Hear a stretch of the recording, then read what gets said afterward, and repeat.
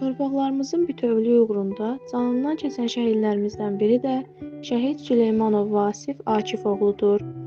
Süleymanov Vasif Akifoğlu 2002-ci il fevral ayının 24-ü Qəbələ rayonu Bum qəsəbəsində anadan olub. Orta təhsilini Qəbələ rayonu Bum qəsəbə orta məktəbində alıb. O 9-cu sinifdən Qəbələdəki peşə məktəbində otelçilik üzrə oxuyub.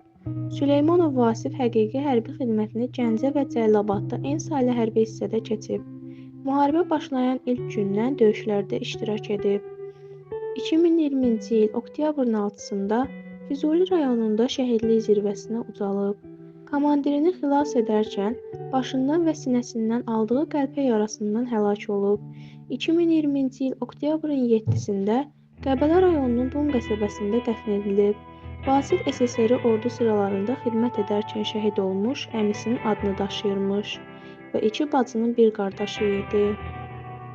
Azərbaycan Respublikasının Prezidenti İlham Əliyevin müvafiq sərəncamları ilə şəhid Süleymanov Vasif Akifoğlu ölümündən sonra cəsur döyüşçü Cəbrayılın azad olunmasına görə, Kəlbəcərin azad edilməsinə görə, Füzulinin azad edilməsinə görə medalları ilə və 3-cü dərəcəli rəşadət ordeni ilə təltif edilib.